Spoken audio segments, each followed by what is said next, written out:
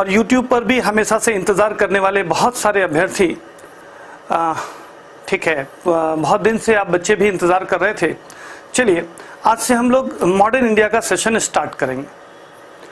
जो लोग GS history की तैयारी करना चाहते हैं और अभी तक उन्होंने कहीं से प्रिपरेशन नहीं की है, या वो प्रिपरेशन कर चुके हों और हिस्ट्री में उनको कॉन्फिडेंस ना हो, उनके लिए सेशन है। मॉडर्न इंडिया क्या है और यहाँ से कैसे सवाल आते हैं, पूरा मॉडर्न इंडिया हम एक साथ आपको पढ़ाएंगे, पहली चीज़।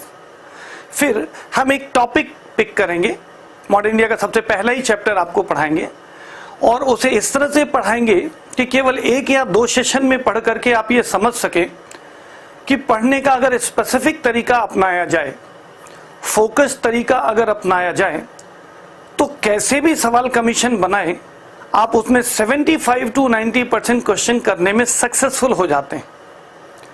उस विधि को हम अगले 2 से 3 दिन में आपके बीच में डिस्प्ले करेंगे। तो पहले मॉडर्न इंडिया क्या है इसे समझ लेते हैं। मॉडर्न इंडिया की पढ़ाई हमें कैसे करनी हम ये समझेंगे, साथ साथ हम ये समझेंगे किसी भी विषय को तैयार करने के लिए आपको क्या पढ़ना चाहिए, कैसे पढ़ना चाहिए। पूरे 2 घंटे के अंदर हम पूरा मॉडर्न इंडिया आपके बीच में डिस्कस करेंगे। अब IAS की तैयारी करने के दौरान, PCS की तैयारी करने के दौरान इतिहास कुछ लोगों को बहुत टिपिकल लगता है कि साहब हम फैक्ट्स कैसे याद करेंगे, या आप ये समझने की कोशिश करते हैं कि सर किस तरह की समस्या होगी। तो पूरा ओवरऑल मॉडर्न इंडिया हम लोग चर्चा करेंगे। अब इस मॉडर्न इंडिया में हमें ये समझना होगा कि मॉडर्न इंडिया के अलग अलग चैप्टर जब हम आपको पढ़ाएंगे तो वो चैप्टर इस तरह से हम पढ़ाएंगे कि आप कुछ भी पढ़ के ना आए, फर्क नहीं पड़ेगा। सिर्फ क्लास की स्टडी से 75 to 90% क्वेश्चन करने की योग्यता आप में विकसित करा दी जाए, इस तरह से हम प्रयास करेंगे प्री के एग्जामिनेशन के पॉइंट ऑफ व्यू से। और मेंस के टॉपिक जब हम डील करेंगे तो 100% मेंस के क्वेश्चन सॉल्व करने की योग्यता न सिर्फ आपको आ जाए, उसे आंसर राइटिंग में भी आप कैसे उतार पाएंगे ये भी हम क्लास में ही सिखाएंगे। सबसे ज्यादा सवाल अगर कहीं से आते हैं हिस्ट्री GS में, चाहे प्रिलिमिनरी एग्जामिनेशन हो या मेंस, वो सबसे ज्यादा मॉडर्न इंडिया से पूछे जाते हैं। ये चीज हम लोग आगे कंटिन्यू करने की कोशिश करेंगे। पहले पूरा मॉडर्न इंडिया हम आपको पढ़ा देंगे, उसके बाद हम चर्चा करेंगे कि एक टॉपिक कल हम कौन सा पढ़ाएंगे। एक चैप्टर हम कल स्टार्ट करेंगे और उस चैप्टर पे कमांड करने के लिए स्टेजेस ऑफ स्टडी भी हम आज ही क्लास में डिस्कस करेंगे। स्टेजेस ऑफ स्टडी का मतलब होगा हम ये समझाने की कोशिश करेंगे कि किस तरह से पढ़ा जाए कि IAS और PCS में ज्यादातर क्वेश्चन सॉल्व हो जाएं। तो इतिहास में अप्रॉक्स हम 40 to 50 सब टॉपिक्स पढ़ाते हैं और इसे पढ़ाने के लिए अप्रॉक्स हमको 1 महीने का टाइम लगता है। अप्रॉक्स 1 महीने आधुनिक भारत की क्लासेस चलेंगी। हमें जो मॉडर्न इंडिया पढ़ना है उसकी शुरुआत होती है यूरोपीय व्यापारी कंपनियों के आगमन से। सामान्य अध्ययन में जो आधुनिक भारत हम पढ़ेंगे, इस पेपर के माध्यम से हम आपको बताने जा रहे हैं कि मॉडर्न इंडिया को पढ़ा कैसे जाता है। सबसे पहले पढ़ाई शुरू होती है यूरोपियों के आगमन से, ठीक, क्योंकि आधुनिक भारत में यूरोप से आए अंग्रेज व्यापारिक समूह ने भारत पर कब्जा किया था, जिसे हम ईस्ट इंडिया कंपनी कहते हैं। हालांकि उसका उस समय मूल नाम ईस्ट इंडिया कंपनी नहीं था, उसका ईस्ट इंडिया कंपनी ये नाम पड़ा 1833 के चार्टर एक्ट से। उसके पहले उसका जो नाम है the governor and company of merchant of London trading into the east Indies उसका नाम था, ठीक है। उसी कंपनी के साथ बाकी कंपनियों को मर्जर करके ब्रिटिश संसद ने इस कंपनी का नाम 1833 के चार्टर एक्ट से ईस्ट इंडिया कंपनी कर दिया। कॉमन लैंग्वेज में हम लोग GS पढ़ाते समय ईस्ट इंडिया कंपनी स्टार्टिंग से बोलते हैं, तो वो सूक्ष्म ज्ञान भी हम लोग क्लास में चर्चा करेंगे, जहां से UPSC स्पेशली सवाल पूछता है, ठीक है ना। चलिए, तो हम सबसे पहले यूरोपियों के आगमन से पढ़ेंगे, जिसे इंग्लिश में आप अराइवल ऑफ यूरोपियंस कहते हैं। अराइवल ऑफ यूरोपियंस में सबसे पहले जो लोग आए उन्हें पुर्तगीज, इंग्लिश में, हिंदी में पुर्तगाली समूह कहा जाता है। पुर्तगाली समूह भारत में सबसे पहले आएगा 1498 में, ठीक है। पुर्तगाली समूह 1498 में आएगा। इसके बाद लगभग 107 साल तक यूरोप से कोई भारत नहीं आता। उसके बाद आते हैं डच, अर्थात हॉलैंड अर्थात नीदरलैंड के व्यापारी आएंगे। वो भारत पहुंचते हैं 1505 में। इसके 3 साल के बाद आते हैं ब्रिटिशर्स, जिन्हें हम अपनी भाषा में कहते हैं अंग्रेज। तो हमारे देश में उसके बाद अंग्रेज आएंगे। ये पहुंचेंगे 1605, ये पहुंचेंगे 1608 में। ठीक, अंग्रेजों के बाद हमारे देश में आते हैं डेनिस, डेनमार्क के व्यापारी। ये पहुंचते हैं 1616 में। फिर सबसे लास्ट में आता है फ्रांसीसी व्यापारियों का समूह। ये भारत पहुंचते हैं 1667 में। इस घटना को यूरोपियों का आगमन कहा जाता है। अब पिछले 20-25 साल की अगर ट्रेंड को देखा जाए तो यहां से क्या क्या पूछा जाता है, क्या क्या नहीं पूछा जाता है, वो हम ऑलरेडी ट्रेंड एनालाइज कर चुके होते हैं और उसी के अकॉर्डिंग आपका ये लेक्चर स्क्रिप्ट होगा। उस लेक्चर में कुछ बातें एनसीईआरटी से आपको मिलेंगी, कुछ बातें आपको टेक्स्ट बुक से मिलेंगी। हो सकता है ग्रोवर एंड ग्रोवर आपने पढ़ी हो, रामलखन शुक्ला आपने पढ़ी हो, विपिन चंद्र आपने पढ़ी हो। हर किताब से जरूरत की चीज मिलेगी। ये आपको पेन ही नहीं लेना है, ये मेरा काम है कि किस किताब से मैटर लाना है, नेट से कितना मैटर लाना है, ये सब मेरा सरदर्द। आपको सिर्फ लेक्चर अटेंड करना है। अब इसमें पूछता है कि पहला पुर्तगाली नाविक कौन था जो भारत आया, उसमें भारत का तत्कालीन राजा कौन था, उसकी उपाधि क्या थी, इन्होंने किस बंदरगाह पर ये लॉन्च किए, इन्होंने यहाँ से मसाला खरीदा तो यूरोप जाकर के उसमें कितना मुनाफा मिला, फिर दूसरे चरण में कौन आया, तीसरे चरण में कौन आया, पहला महानिदेशक कौन बना, पहला गवर्नर जनरल कौन बना, उनके नाम पूछता है। फ्रांसिस्को डी अल्मीडा कौन था, अल्बुकर्क कौन था, नूनो डी कून्हा कौन था, इनकी राजधानी कहाँ बनी, पहले इनकी राजधानी कोचीन होगी, फिर गोवा बनेगी, गोवा किसने जीता, गोवा को राजधानी किसने बनाया, इत्यादि इत्यादि सवाल। तो जब हम ये चैप्टर अलग से आपको कल डील करना स्टार्ट करेंगे तो हर छोटी बड़ी इंफॉर्मेशन देने की ड्यूटी हमारी। ठीक है, आपको कुछ पढ़ के नहीं आना है। हालांकि आप पढ़ कर आए तो क्या फायदा होता है, बिना पढ़े क्लास में बैठे तो क्या नुकसान होता है। जब हम ये मॉडर्न इंडिया डिस्कस कर लेंगे तो आज ही इसकी चर्चा हम करके तब इस क्लास को क्लोज करेंगे। ठीक है ना। तो अभी हम केवल समरी बताते चल रहे हैं कि मॉडर्न इंडिया को किस क्रम में पढ़ना है, फिर एक एक क्रम कल से उठाएंगे और उसे हम लोग डिटेल पढ़ने की कोशिश करेंगे। अगर आप गौर करें तो सबसे पहले जो यूरोपीय शक्ति भारत आई उसका नाम है पुर्तगाली और वो आई 1498 ईस्वी में। ठीक है, और 1498 है मध्यकालीन भारत का इतिहास काल, क्योंकि मध्यकालीन कब से पढ़ते हैं, 1206 से लेकर के 1707 के बीच में। पुर्तगाली आया 1498 में, ये मेडिवल हिस्ट्री का टाइम पीरियड है। लेकिन चूंकि यूरोपियों से ही आधुनिक भारत का इतिहास प्रभावित हुआ, इसलिए हम लोग मिडाइवल से इस चीज को फिर से पढ़ना शुरू कर देते हैं। पहला टॉपिक है यूरोपियों का आगमन। पुर्तगाली आए, कब आए, कौन कौन लीडर इनका था, क्या क्या किया, सब यहां पर आपको पढ़ना है। पहली फैक्ट्री कहां स्टैब्लिश हुई, पूरब में कहां फैक्ट्री थी, बंगाल में कहां फैक्ट्री थी, आंध्रा में कहां फैक्ट्री थी, विद मैप आपको समझाएंगे क्योंकि यहां से सवाल पूछे जाते हैं। क्लास के टॉपिक को खत्म होने के बाद आपको खुद चेक करना है प्रीवियस ईयर्स की क्वेश्चन बैंक से, उन क्वेश्चंस को सॉल्व करेंगे। चैप्टर का नाम भी यही है, यूरोपियों का आगमन।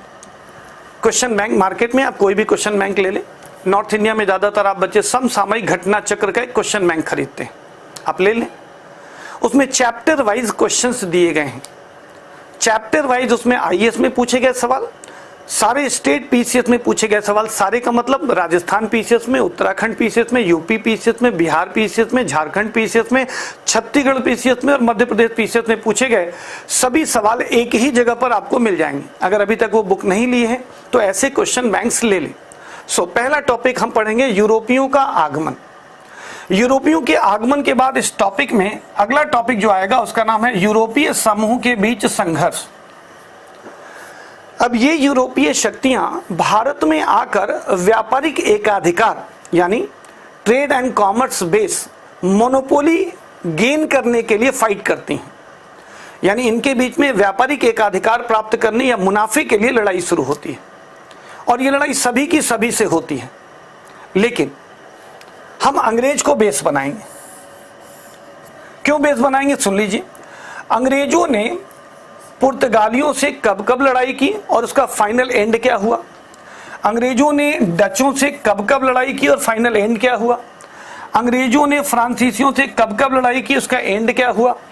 और डेनिस और ब्रिटिश के बीच में क्या संपर्क स्थापित हुए, यह हमें पढ़ना है। इसे हम पढ़ेंगे यूरोपीय समूह के बीच संघर्ष के रूप में। परिणाम क्या होता है वो भी सुन लीजिए। परिणाम है अंग्रेजी प्रधानता की स्थापना, the rise of British power.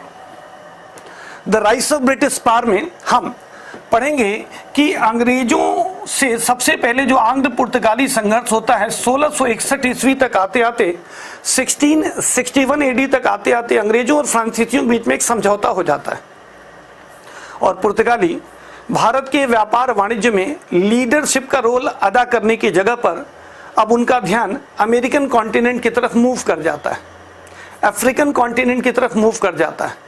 हालांकि वो भारत में बने रहेंगे 1961 तक। तो पुर्तगाली हमारे देश में आते हैं 1498 में और सबसे लास्ट में हमारे देश से जाएंगे 1961 में। लेकिन इनकी मोनोपोली और इनका कंट्रोल खत्म हो जाएगा 1661 के बाद। इसी संधि के तहत पुर्तगाली राजकुमारी कैथरीन की शादी चार्ल्स द्वितीय नाम के ब्रिटिश राजकुमार के साथ कर दिया जाएगा और इसी समय पुर्तगालियों के कब्जे में था बॉम्बे। वो बॉम्बे दहेज में देते हैं ब्रिटिश राजकुमार को। तो 1661 के बाद से इनकी मोनोपोली खत्म। तो पुर्तगाली जो समूह है, पुर्तगाली समूह का अब प्रभाव हम यहां पर समाप्त आपको दिखाएंगे। इस दौरान पुर्तगाली जब आए तब से लेकर इस समय तक उन्होंने क्या क्या किया, उनकी गतिविधियों का भारतीय सभ्यता संस्कृति पर क्या प्रभाव पड़ा, हम आपको बताएंगे। कि आप जो काजू खाते हैं वो पुर्तगालियों की देन है, वो आपके यहाँ पैदा नहीं होता था। आप जो संतरे और मौसमी को चाव से खाते हैं वो इन पुर्तगालियों की देन है। आप जो मक्का या भुट्टा खाते हैं वो इन पुर्तगालियों की देन है। सब छोड़ दीजिए, जो आलू खाते हैं ना रोज डेली सब्जी में, पुर्तगालियों की देन है जो आपके यहाँ आई। ये जो हरी मिर्च लाल मिर्च खाते हैं ना, ये पुर्तगाली लेकर के आए दुनिया से, क्योंकि दुनिया में व्यापार करते थे, एक जगह का सामान दूसरी जगह जाता था और ये सब सामान हमारे देश में आया तो हमारे देश में सारी चीजें पैदा होनी शुरू हुई। तो पुर्तगालियों के आगमन के परिणाम प्रभाव भी हम लोग पढ़ने और समझने की कोशिश करेंगे। पहली बार ईसाई चर्च भारत में कितने बनवाए, तो इन्हीं पुर्तगालियों ने। कौन सा ईसाई संत भारत में आया, सेंट जेवियर का नाम क्यों मशहूर है, क्या क्या उसने किया, इन सब की चर्चा हम लोग इस चैप्टर के अंतर्गत करेंगे, क्योंकि यहाँ से सवाल हमसे पूछे जाते हैं। लेकिन मूल उद्देश्य समझाना है कि पुर्तगालियों का व्यापारिक एकाधिकार कब खत्म हो जाएगा, 1661 में। फिर बात करेंगे 1745 में। ये जो डेनमार्की व्यापारी हैं ये भारत आए, अन्य व्यापारियों की तरह लाभ कमाना चाहते थे लेकिन प्रॉफिट मिला नहीं। एक दक्षिण भारत में तंजौर के पास इन्होंने एक व्यापारिक फैक्ट्री खोली और एक व्यापारिक फैक्ट्री इन्होंने श्रीरामपुर नाम की जगह पर बंगाल में खोली, बंगाल प्रांत में। नुकसान हुआ, लिहाजा 1745 में अपनी दोनों फैक्ट्रियां अंग्रेजों को बेच देते हैं और वापस चले जाते हैं। तो यहां से डेनमार्कियों का प्रभाव भी समाप्त हम आपको बताएंगे। अब कौन बचा, अब बचे डच और फ्रांसीसी। 1759 में डचों के साथ अंग्रेजों की एक निर्णायक लड़ाई हुई जिसे इतिहास में बेदरा का युद्ध कहा गया। इस बेदरा के युद्ध में डच हार गए और अंग्रेजों डचों में एक संधि हुई कि डच पूरा बोरिया बिस्तर उठाकर भारत छोड़कर चले जाएं। सवाल उठा कहां जाएं? डचों और अंग्रेजों में समझौता हुआ, क्योंकि अंग्रेज भी आज के मलेशिया और इंडोनेशिया, जिसे south and south east countries कहा जाता है, इन जगहों पर अंग्रेज व्यापार करते थे, डच भी व्यापार करते थे। इसी युद्ध के बाद, बेदरा के युद्ध के बाद जो संधि समझौता हुआ उसमें तय हुआ कि अंग्रेज साउथ ईस्ट एशियन कंट्री छोड़कर भारत पर फोकस करें और डच यानी हॉलैंड या नीदरलैंड के व्यापारी अब साउथ ईस्ट एशियन कंट्री पर फोकस करें। इस प्रकार भारत से डच कब चले गए, 1759 में। किस युद्ध की वजह से गए, बेदरा के युद्ध से। आप क्वेश्चन देखिए, कई बार पूछा है। और भारत में अंग्रेज 1947 तक रहेंगे और ये डच इंडोनेशिया को 1950 तक अपने कब्जे में रखेंगे। जब हम लोग वर्ल्ड हिस्ट्री पढ़ेंगे, जीएस में पढ़ना ही है, तो वहां बताएंगे कि इन डचों ने वहां जाकर कैसे कैसे शासन प्रशासन किया। आपके सिलेबस का पार्ट है जीएस में, हम वहां उसकी चर्चा करेंगे।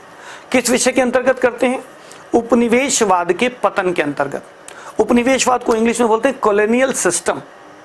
तो अंग्रेज ने हमारे देश पर जो राज किया वो भी कॉलोनियल सिस्टम है, ठीक है, उपनिवेशी व्यवस्था है। राज्य क्या होता है, साम्राज्य क्या होता है, उपनिवेश क्या होता है, उपनिवेशवाद क्या होता है, सबकी चर्चा करेंगे, समय आने दीजिए, ठीक है, हर शब्द एक्सप्लेन करेंगे। अभी डच भी फाइट से बाहर हो गए, आखिरी बचे फ्रांसीसी। इन्होंने अंग्रेजों को कड़ा मुकाबला दिया। इनके और अंग्रेजों के बीच की लड़ाई को आंग्ल फ्रांसीसी संघर्ष या एंग्लो फ्रेंच कॉन्फ्लिक्ट कहा जाता है। चूंकि ये लड़ाइयां कर्नाटक प्रांत के आसपास हुई, इसलिए इसको कर्नेटिक वॉर यानी कर्नाटक के युद्ध के नाम से जाना जाता है। 3 चरणों के इस युद्ध के बाद अंतिम लड़ाई जो निर्णायक हुई थी वो हुई थी 1760 में। युद्ध का नाम था वॉन्डी वॉश वॉर, वॉन्डी वॉश का युद्ध। इसमें फ्रांसीसियों ने हाथ खड़े कर दिए, सफेद झंडे लहरा दिए और अंग्रेजों के साथ इनकी लड़ाई चढ़ी। तो आपसे पूछता है कि आंग्ल फ्रांसीसी संघर्ष में निर्णायक विजय अंग्रेजों को किस युद्ध में मिली, कब मिली? तो 1760 में वॉन्डी वॉश के युद्ध में, लेकिन समझौता हुआ 1763 में। 1763 में, और कहां हुआ? भारत में नहीं हुआ, लड़े भारत में, लेकिन संधि हुई यूरोप में। यूरोप में पेरिस नाम के शहर में 1763 में ट्रीटी ऑफ पेरिस यानी पेरिस की संधि। पेरिस की संधि क्वेश्चन बैंक उठाकर देखिएगा क्या क्या क्लॉजेज हैं, आपसे पूछा गया है, क्योंकि आपके क्लास में आने से पहले पिछले 20-25 सालों के प्रश्न पर हमें अपनी निगाह रखनी पड़ती है और उस ट्रेंड के एनालिसिस के अकॉर्डिंग ये समझना पड़ता है कि अगले 2-4 साल में वो क्या क्वेश्चन बना सकता है। कमीशन अपने अनुभव के आधार पर लेक्चर में उन सारी बातों को इनकॉर्पोरेट करना होता है, ठीक है। हर चैप्टर में लास्ट 15-20 साल के क्वेश्चन का ट्रेंड एनालाइज करो, अगले 3 से 5 साल में कैसे क्वेश्चन पूछे जा सकते हैं उनकी प्रोबेबिलिटी डिसाइड करो और अपनी पढ़ाई को उस तरीके के दायरे में बांधकर पढ़ो, ठीक है, तब आपका भी सिलेक्शन होता चलेगा। चलिए साहब, इस तरह 1763 का आते आते फ्रांसीसी भी फाइट से बाहर चले गए।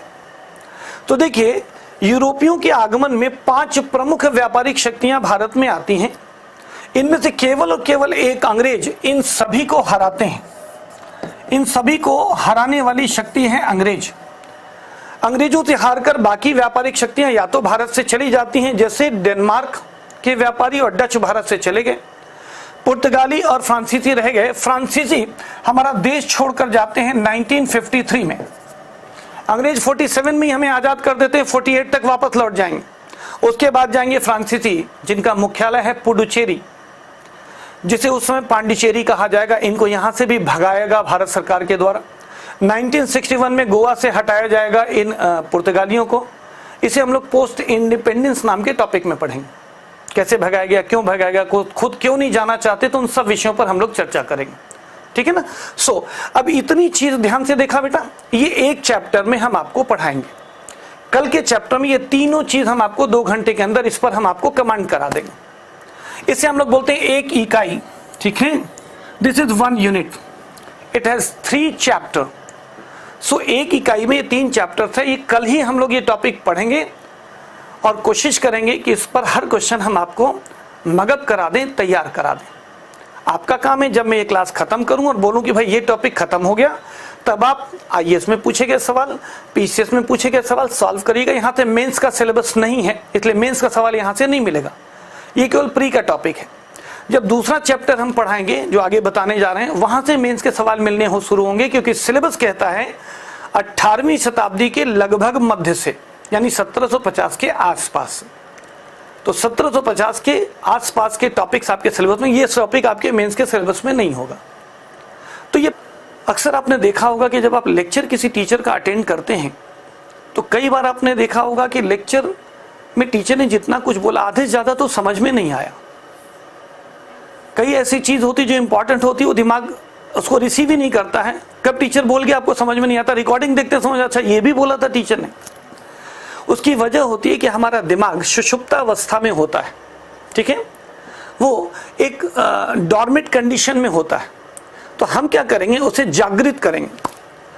मस्तिष्क को अगर आप जागृत करेंगे तो यहां से एक नई विधा आपके साथ जुड़ जाएगी, इसको बोलते हैं लर्निंग मैनेजमेंट सिस्टम। क्लास में ही मैक्सिमम चीजें तैयार हो जाएंगी, अलग से पढ़ने की जरूरत नहीं है। इसे हम लोग बोलते हैं LMS, लर्निंग मैनेजमेंट सिस्टम। अब इसके लिए आपको करना यह है कि आप जैसे ये चैप्टर मैं पढ़ाने वाला हूं, तो इस चैप्टर से रिलेटेड प्रीवियस ईयर्स के जितने क्वेश्चन पूछे गए हैं, एक बार आप सरसरी निगाह से उसे देखकर कल हमारे क्लास में बैठें। जब आप क्वेश्चन पढ़ते हैं तो आपके दिमाग में बहुत सारी क्वेरीज जनरेट होती हैं, तो ब्रेन आपका एक्टिव हो जाता है उस आंसर को पाने के लिए। और जब कल हम आपके बीच में इन सब विषयों के बारे में, इसके सारे डायमेंशन पर हम चर्चा करेंगे, तो आपके दिमाग की वो भूख जो आज आप रात में जागृत कर लेंगे, कल दिन में जागृत कर लेंगे, शाम को जब उसका आंसर उसे मिलता है तो बहुत ही सेंसिटिवली ब्रेन उन सारे फैक्ट्स को, एनालिसिस को, कॉन्सेप्ट को अपने दिमाग में स्टोर करता है। इसको हम लोग इंग्लिश में बोलते हैं मेमोरी, हिंदी में बोलते हैं स्मृति भंडारण क्षमता। साइंटिफिक लैंग्वेज में कहें तो इसी को कहते हैं न्यूरो कम्युनिकेशन।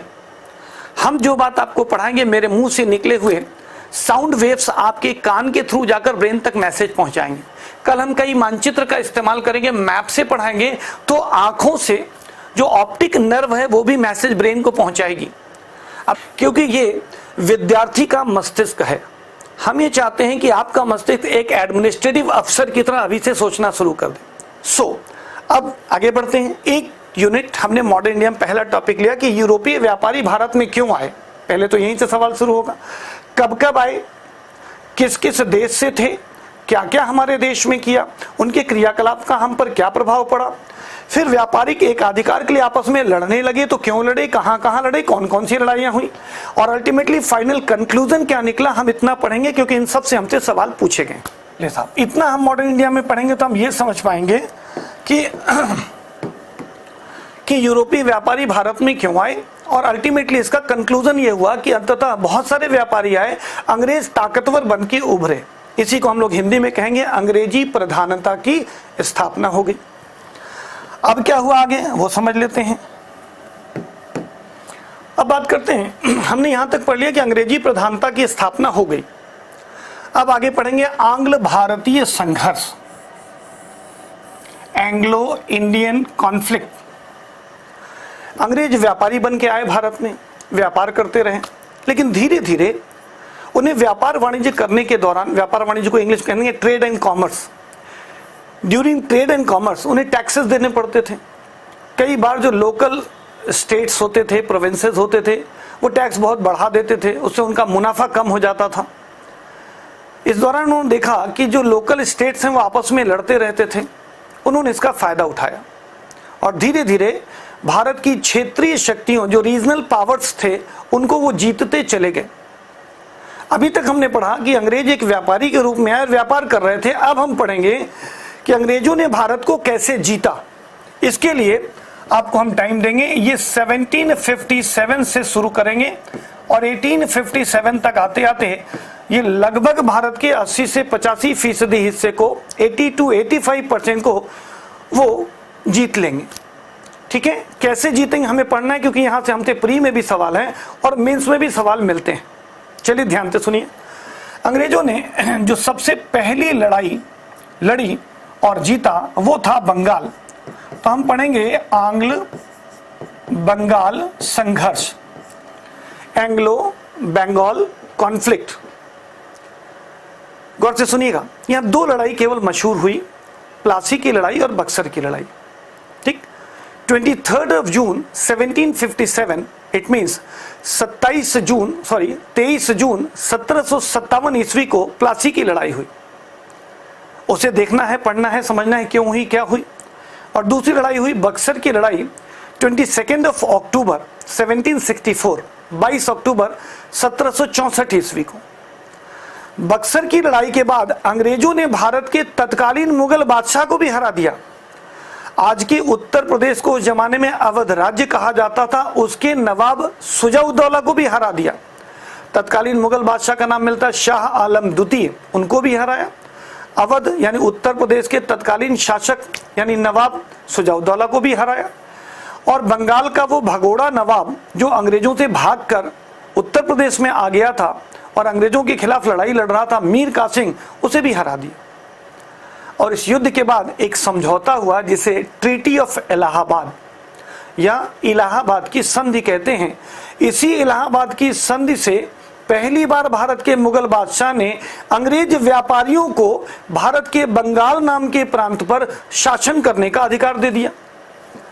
यहां से ट्रेडर रूलर बन गए, हिंदी में बोलें तो यहां से व्यापारी शासक बन गए, और पहली बार उन्हें बंगाल शासन करने को मिला। गौर से सुनना, उस समय के बंगाल का मतलब क्या था? उस समय के बंगाल प्रांत का मतलब था आज का पूरा बांग्लादेश नाम का एक देश, आज का पश्चिम बंगाल नाम का एक प्रदेश, आपका बिहार नाम का एक प्रदेश, झारखंड नाम का एक प्रदेश, उड़ीसा नाम का एक प्रदेश, और उसमें से कुछ हिस्सा असम का रीजन भी था। उस समय के बंगाल प्रांत का मतलब इतना बड़ा क्षेत्र था। एक ही झटके में अंग्रेज जैसे व्यापारिक समूह ने भारत के मुगल बादशाह को हरा करके इस क्षेत्र पर शासन करने का अधिकार प्राप्त कर लिया। अभी तक अंग्रेज अपने देश से बोरों में भरकर सोने चांदी के सिक्के लाते, भारत से भारत का वह माल खरीदते जो दुनिया में आसानी से बिकता था, जैसे मसाला, जैसे सूती कपड़ा, जैसे नील, जैसे शोरा, बारूद का कच्चा माल, और दुनिया में ले जाकर बेच देते। भारी कीमत मिलती। जानते कितनी कीमत? यू कांट बिलीव, पूरी दुनिया में आज कोई ऐसा उत्पाद नहीं है जो इतना मुनाफा देता हो। 60 गुना मुनाफा, आने जाने का खर्च काट कर विशुद्ध मुनाफा जो था, कंप्लीट प्रॉफिट जो था, वो 60 टाइम्स, 60% नहीं 60 टाइम्स, ठीक है। जब हम 6 गुना कहते हैं तो होता है 600%, 6000% मुनाफा कमाए। यानी अगर वो 1 लाख रुपया भारत में लगाते थे तो 60 लाख रुपया मुनाफा कमाते थे आने जाने का खर्चा काट करके। ये उनके रिकॉर्ड्स हमें बताते हैं, ठीक। तो उस मुनाफे से इतना पैसा कमा लिया कि अंततः एक बड़ी सेना बनाई और भारत के एक क्षेत्रीय राजा को हराया। आंग्ल बंगाल संघर्ष हम पहली बार पढ़ेंगे। इससे हम ये देखेंगे कि भारत का पूर्वी हिस्सा अंग्रेजों के कब्जे में आ गया। फिर अंग्रेजों की नजर पड़ी दक्षिण भारत पर और आंग्ल मैसूर संघर्ष होगा, ठीक। आंग्ल मैसूर संघर्ष में मैसूर के राजा मिलेंगे हैदर अली, उनका बेटा टीपू सुल्तान। हालांकि ये राजवंश एक हिंदू राजवंश था। उस राजवंश पर हैदर अली नाम के सेनापति ने कब्जा कर लिया था। अंग्रेज जब इस राज्य से भिड़े तो इस राज्य का राजा हैदर अली ही था। तो इस वंश का इतिहास बताते हुए मैसूर और अंग्रेजों के बीच में लड़ाई हुई। ये भी बताएंगे कि अंग्रेज कहते थे पूरी दुनिया में हमें कोई हरा नहीं पाता। हमारे देश का एक छोटा सा राजा जो केवल मैसूर का राजा था, हैदर अली, उसने अंग्रेजों को न सिर्फ हराया बल्कि युद्ध हर जाना भी लिया। उसका नाम था हैदर अली। लेकिन 1767 से लेकर 1799 के बीच में अंग्रेजों और मैसूर के बीच में 4 चरणीय युद्ध हुए। हर चरण की चर्चा करेंगे, मैसूर सभ्यता की चर्चा करेंगे। फिर भी मैसूर यानी आज के कर्नाटक के हिस्से पर अंग्रेजों का डायरेक्ट और इनडायरेक्ट कंट्रोल हो गया। मैंने इनडायरेक्ट शब्द क्यों लिया? बंगाल में तो डायरेक्ट कंट्रोल हो गया, इसलिए मैंने इनडायरेक्ट शब्द भी इस्तेमाल किया, क्योंकि कुछ हिस्सों पर तो प्रत्यक्ष इन्होंने कब्जा कर लिया और कुछ हिस्सों का राजा मैसूर के हिंदू राजवंश, जिन्हें वाडियार वंश कहा गया था, उन्हें दे दिया। और बाद में जब अपना कंट्रोल स्टैब्लिश कर लिया, बात है 1799 की, और 31 साल के बाद 1830 ईस्वी में तत्कालीन अंग्रेज governor general Lord William Bentinck के समय में मैसूर राज्य को अंग्रेजी राज्य में मिला लिया गया। अंग्रेज बहुत ही चालाकी से काम करते थे। वो सब पॉलिसी आज तो डिस्कस करना संभव नहीं, सब बताएंगे। उस स्टैंडर्ड से ऊपर जाकर पढ़ेंगे जो नॉर्मली कोचिंग क्लासेस में पढ़ाई जाती है, क्योंकि जब आईएएस का एग्जाम देते हैं तो कुछ स्पेसिफिक नेचर के ऐसे क्वेश्चंस होते हैं जो सामान्य पढ़ाई से हम सॉल्व नहीं कर पाते। हम उस एट पार लेवल पर भी जाने की कोशिश करेंगे। चलिए साहब आगे बढ़ते हैं। दूसरे संघर्ष के साथ हम पढ़ेंगे तीसरा संघर्ष, जिसका नाम होगा आंग्ल मराठा संघर्ष। अब हम यहां पर आपको 2 हिस्सों में ये विषय पढ़ाएंगे, ध्यान से देखिएगा। पहले तो हमें ये बताना आपको जरूरी है कि मराठे थे कौन। मराठों का इतिहास बताते हुए मराठा साम्राज्य की स्थापना शिवाजी ने कैसे की, कितना बड़ा राज्य क्षेत्र था, मराठों का शासन प्रशासन कैसा था, अष्टप्रधान परिषद किसको कहते थे, पेशवा क्या होता था, इत्यादि सब विषय पढ़ाएंगे जिनका अंग्रेजों से कोई नाता नहीं है, ठीक। तो ये हिस्सा अलग हो गया। और दूसरा हिस्सा पढ़ाएंगे कि शिवाजी के कमजोर उत्तराधिकारियों के समय में आखिर अंग्रेजों ने मराठों से कैसे लड़ाई की। इसी घटना को आंग्ल मराठा संघर्ष कहा जाएगा। 1775 से लेकर के 1818 के बीच में 3 चरणों में ये लड़ाई होगी, जिसे त्रिचरणीय आंग्ल मराठा संघर्ष कहेंगे। और आपको सुनकर आश्चर्य होगा कि इस समय तक मराठे मुगलों के कमजोर पड़ने के कारण भारत के बहुत बड़े हिस्से पर कब्जा कर चुके थे। मराठे ऐसी शक्ति थे, और ये सवाल आई इसमें पूछ चुका है कि मुगलों के पतन के बाद भारत की कौन सी क्षेत्रीय शक्ति राष्ट्रीय सत्ता का दावा करने लगी थी, तो वो मराठे थे। ये मराठे उस राष्ट्रीय शक्ति का दावा करने में कमजोर कब हुए, तो पानीपत की तृतीय लड़ाई में 1761 में। वो लड़ाई किससे हुई, तो एक ईरानी अथवा अफगानी शासक अहमद शाह अब्दाली से। सब पढ़ेंगे हम लोग यहाँ पर, तो वो सब पढ़ेंगे इस टाइम पीरियड में। और दूसरे वाले में केवल अंग्रेजों से मराठों की लड़ाई का जिक्र है, चूंकि मॉडर्न इंडिया का पोर्शन, तो वहां हम लोग पढ़ेंगे आंग्ल मराठा संघर्ष 3 चरणों की लड़ाई। और तब देखेंगे कि मराठों के इस पूरे इलाके पर, जिसमें गौर से सुनिए, इसमें पूरा गुजरात, आज का पूरा महाराष्ट्र, तमिलनाडु के कुछ सीमावर्ती क्षेत्र, आज का छत्तीसगढ़ का इलाका, मध्य प्रदेश का इलाका और यूपी के कुछ जिले एक ही झटके में अंग्रेजों के कब्जे में आते चले जाएंगे। ठीक, ये कौन थे, कितने तरह के वंश, सब यहां पढ़ेंगे। फिर हम पढ़ेंगे आंग्ल सिख संघर्ष। आंग्ल सिख संघर्ष, यहां भी हम 2 हिस्सों में बांटकर आपको पढ़ाएंगे। सिख कौन थे, सिख को सिख क्यों कहा जाता है, सिख शब्द का मतलब क्या होता है। गुरु नानक देव जी महाराज से लेकर के गुरु गोविंद सिंह जी महाराज तक 10 कौन कौन से सिख धर्म गुरु हुए, उन्होंने कब से कब तक गुरु गद्दी संभाली, इनके जीवन काल में कौन से महत्वपूर्ण काम हुए, गुरु ग्रंथ साहब की स्थापना किस गुरु के समय में हुई थी, स्वर्ण मंदिर की स्थापना किस गुरु के समय में हुई थी, स्वर्ण मंदिर की नींव किस मुस्लिम सूफी संत ने रखी थी, इत्यादि इत्यादि। किस सिख धर्म गुरु को मुगलों ने पहली बार फांसी पे चढ़ाया, जहांगीर ने किसको फांसी पर चढ़ाया, औरंगजेब ने किसको फांसी पर चढ़ाया, सब चर्चा करेंगे। ठीक, तो ये होगा सिखों के बारे में अध्ययन। लेकिन अंग्रेजों की लड़ाई सिख धर्म गुरुओं से कभी नहीं हुई, क्योंकि गुरु गोविंद सिंह साहब की मृत्यु ही 1708 में हो चुकी थी। 1708 में गुरु गोविंद सिंह जी महाराज स्वर्ग सिधार चुके थे। उसके बाद पूरे पंजाब पर जिस व्यक्ति ने राजनीतिक सत्ता स्थापित की, उसका नाम मिलता है रणजीत सिंह। रणजीत सिंह के समय से अंग्रेजों की सिखों से लड़ाई शुरू होगी। इसे हम लोग आंग्ल सिख संघर्ष में पढ़ेंगे। और तब अंग्रेज भारत के एक बहुत बड़े हिस्से पर कब्जा कर लेंगे। इस घटना को हम लोग पढ़ेंगे किस रूप में, आंग्ल सिख संघर्ष में। गौर से सुनिए, आंग्ल सिख संघर्ष जो शुरू होता है वो 1845 टू 49 के बीच में होता है। ठीक, यहां पर ये 4 प्रमुख लड़ाइयां हो गई। आखिरी घटना हम आपको पढ़ाएंगे आंग्ल अवध संबंध। जो अवध राज्य था उसके साथ अंग्रेजों की लड़ाई तो बहुत पहले हुई थी, लेकिन इन्होंने 1856 ईस्वी में इस राज्य पर कब्जा कर लिया। इस तरह 1757 से लेकर 1856 ईस्वी तक उन्होंने भारत के इन 5 बड़ी शक्तियों पर अपना नियंत्रण कायम कर लिया। और वर्तमान जो भारत है, इंक्लूडिंग पाकिस्तान एंड बांग्लादेश, इस पूरे भारतीय उपमहाद्वीप जिसको हम इंडियन सब कॉन्टिनेंट कहते हैं, इसके 80 to 85% पर अंग्रेजों ने डायरेक्टली और इनडायरेक्टली कंट्रोल कर लिया। यह घटना 1757 से 1857, यानी अंग्रेजों को 100 साल लगे। गौर से चलिए, यहां देखते हैं कि हम क्या क्या आपको समझाएंगे। तो यहां पर हम अंग्रेजों के क्रियाकलाप की चर्चा करेंगे। हम सबसे पहले उनके राजनीतिक क्रियाकलाप आपको पढ़ाएंगे।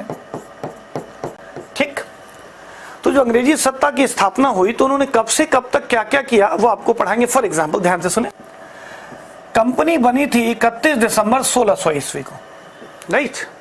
भारत पहुंचे ये लोग 1608 ईस्वी में,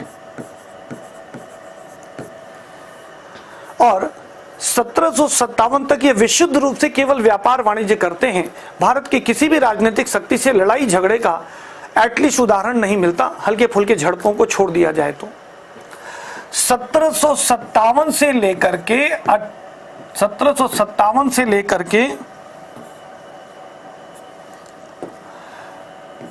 1857 के बीच में इन्होंने भारत को जीता।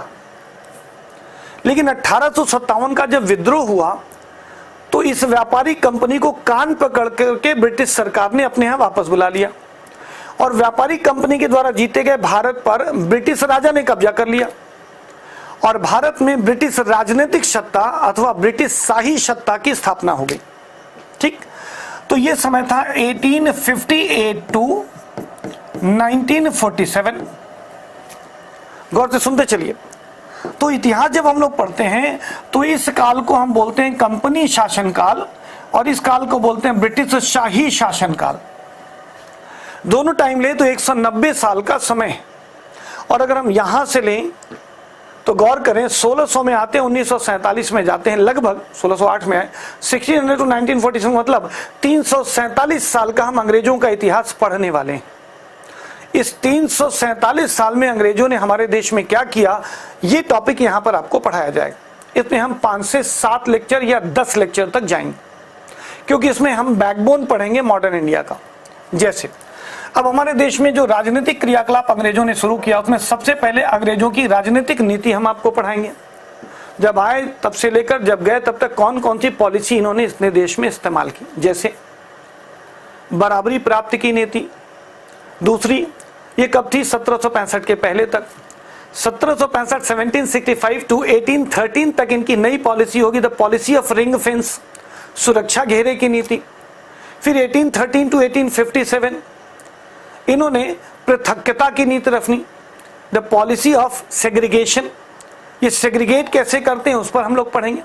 1858 के बाद इन्होंने अधीनस्थ संघ की नीति अपनाई, अधीनस्थ संघ की नीति अपनाई, the policy of subordinate union के रूप में। 1935 से 1947 ईस्वी के बीच में इन्होंने हमारे देश में एक नीति चलाई, बराबरी के संघ की नीति।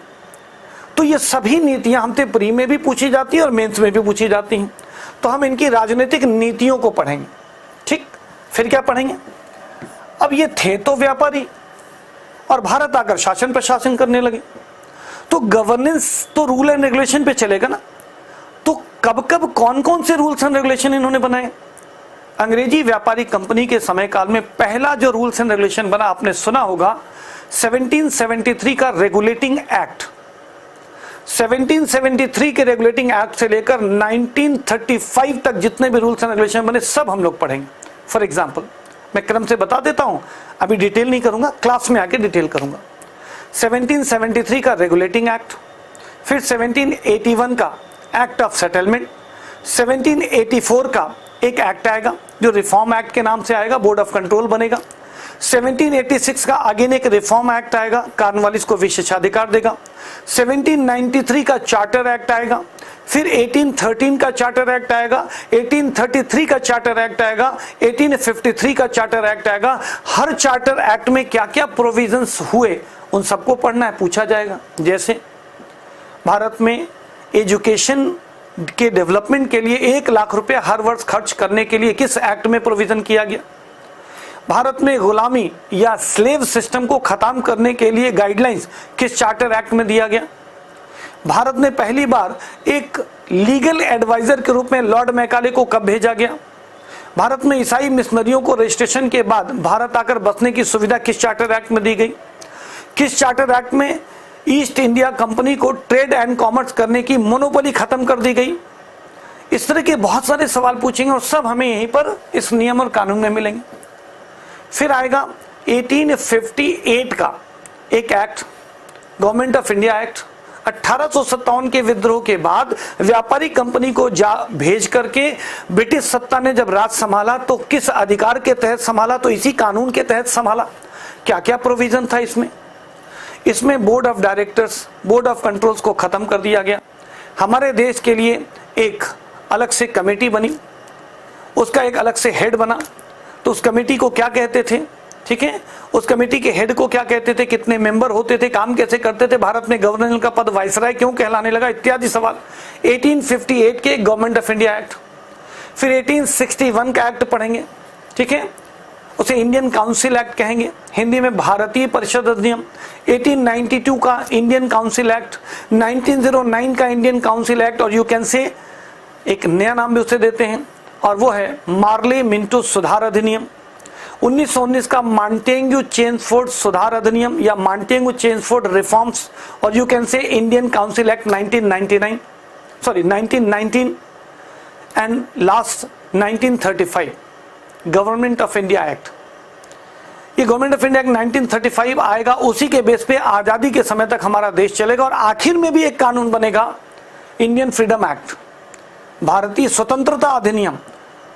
हम आजाद हुए इसके लिए भी कानून बना था ब्रिटिश संसद में। तो 1773 के एक्ट से लेके 1947 तक कौन कौन से रूल्स एंड रेगुलेशन बने हम यहाँ पर पढ़ेंगे, जिससे कि कोई भी क्वेश्चन हमसे छूटने ना पाए।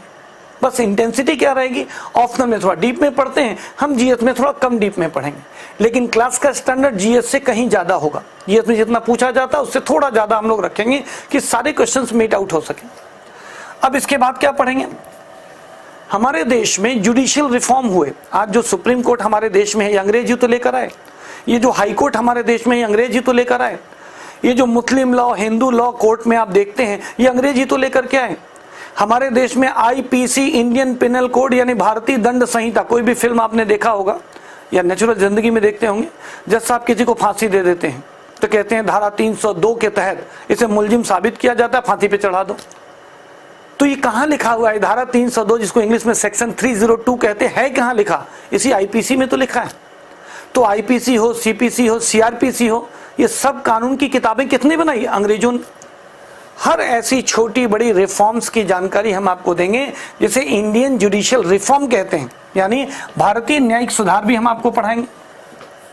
ये सब काम किस अधिकारी के समय में हुआ, यानी कौन से गवर्नर जनरल और कौन से वायसराय ने कब से कब तक कौन से काम किए, सबकी लिस्ट सारे गवर्नर जनरल हम क्लास में पढ़ेंगे, हर के क्रियाकलाप पढ़ेंगे।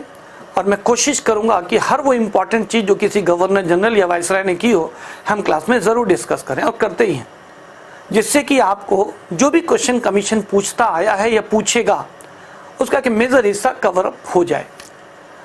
100% फिर हम कहते हैं, प्रॉमिस लिए नहीं कहते, क्योंकि कादू का क्वेश्चन छूट जाए तो क्षमा करिएगा, क्योंकि जीएस पढ़ने की अपनी लिमिटेशन होती है। कट ऑफ मेरिट ही जब 55 से 60% जाती है तो 100% के लिए परेशान क्यों होना? प्री का मेरिट वैसे भी ऐड नहीं होगा फाइनल लिस्ट में, तो बस उतना ही पढ़ लें जिससे प्री पास हो जाए। और उतना पढ़ने के लिए 55 से 60% मेरिट जाती है तो हम लोग मिनिमम 75 to 90% तक हर चैप्टर को तैयार करें। इतना हम लोग राजनीतिक क्रियाकलाप में पढ़ेंगे। इसके बाद हम लोग पढ़ेंगे इनके द्वारा किए गए आर्थिक क्रियाकलाप। ये भारत में शासन करने नहीं आए थे, ये तो पैसा कमाने आए थे। तो इनकी इकोनॉमिक पॉलिसी यानी कॉलोनियल इकोनॉमिक पॉलिसी, जैसे वाणिज्यिक पूंजीवाद की नीति, औद्योगिक पूंजीवाद की नीति, वित्तीय पूंजीवाद की नीति, ठीक। हाँ, मर्केंटिलिज्म कैपिटलिज्म का जो कॉन्सेप्ट उनका है, इंडस्ट्रियल कैपिटलिज्म का जो कॉन्सेप्ट उनका है, या फाइनेंशियल कैपिटलिज्म का जो उनका कॉन्सेप्ट है वो क्या था, कब से कब तक लागू हुआ, सब यहां पढ़ेंगे।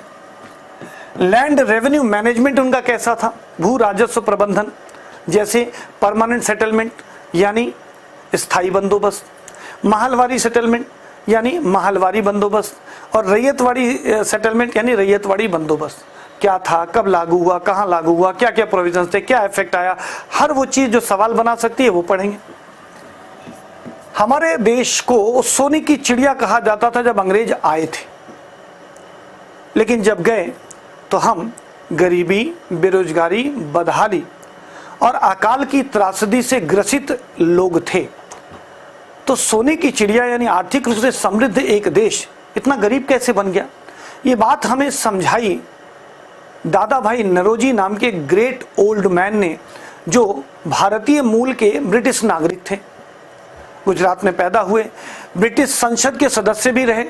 उन्होंने अपनी रिपोर्ट में, जिसे डॉक्ट्रिन ऑफ लैप्स कहा गया, जिसे ड्रेन ऑफ वेल्थ कहा गया, उसकी चर्चा करेंगे।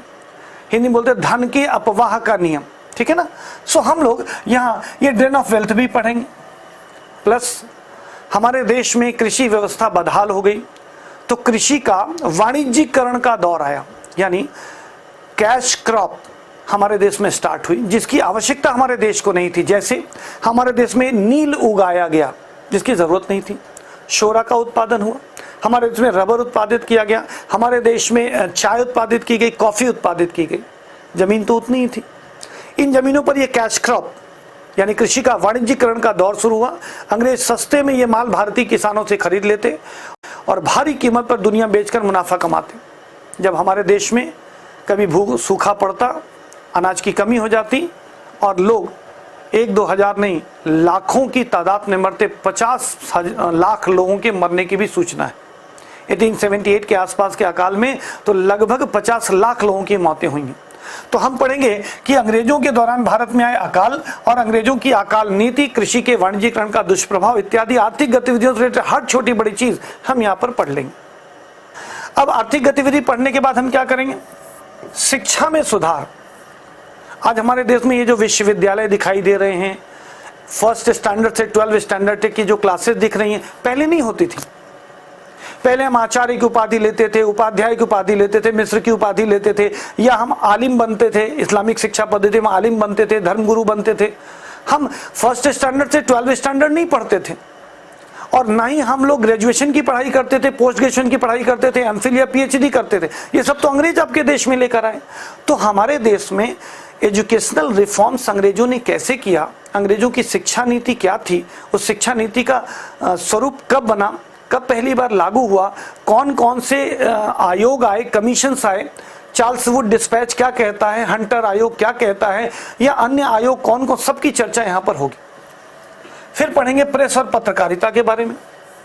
अंग्रेजों ने हमारे देश में पत्रकारिता से संबंधित पहले तो मतलब विकास कराया पत्रकारिता का, और जब हम पत्रकारिता का इस्तेमाल करके अपनी बात उन तक रखने लगे तो उन्होंने पत्रकारिता का गला भी घोटा। तो हमारे देश में पत्रकारिता का विकास कैसे हुआ ये भी यहाँ पढ़ेंगे, और अंग्रेजों ने किस किस कानून से पत्रकारिता का गला घोटा सब पूछा जाता है। एक एग्जाम्पल है जो बड़ा कॉमन है कि वर्नाकुलर प्रेस एक्ट 1878 में आया था। तो किस गवर्नर जनरल के समय में आया? 1878 को वर्नाकुलर प्रेस एक्ट ही क्यों कहा गया, कौन कौन से प्रोविजन थे, और इस एक्ट को खत्म कब किया गया, इसे मुंह बंद करने वाला अधिनियम क्यों कहते, इत्यादि इत्यादि सवाल आपसे पूछे गए। ये सब हम लोग यहाँ पर पढ़ेंगे।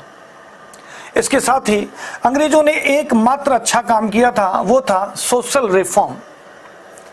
उन्होंने हमारे देश की रूढ़ियों और कुरीतियों पर कुठाराघात किया है।